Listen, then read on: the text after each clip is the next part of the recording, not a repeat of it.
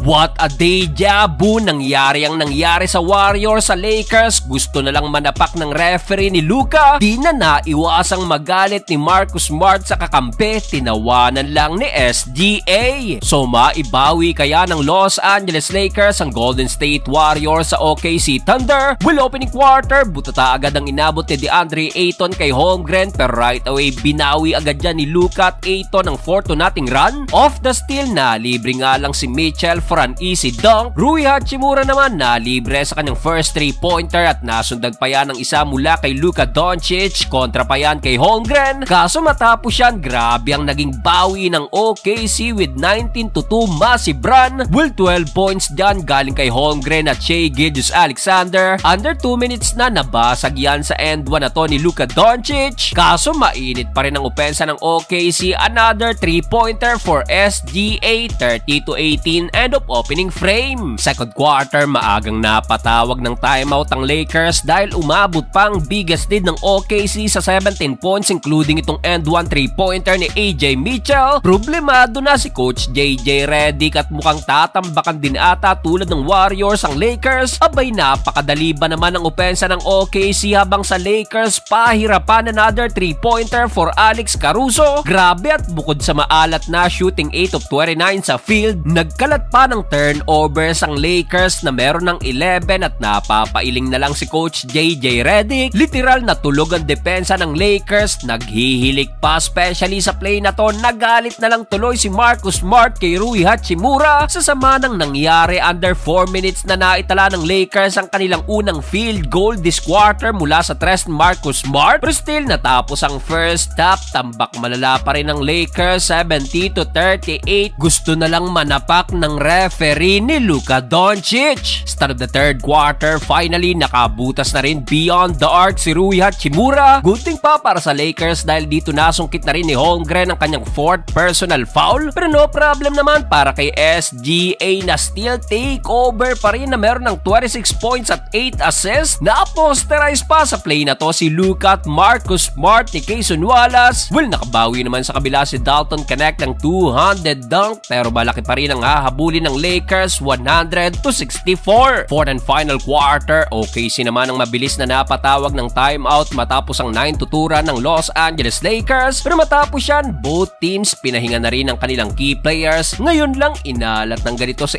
AR, shooting 0 of 5 beyond the arc. Ganun din si Luka, 1 of 7 sa 3 at 7 out of 20 naman sa field. What a deja vu para sa OKC, another win at pareho nilang tinambakan ng Lakers at Warriors sa kanilang back-to-back game.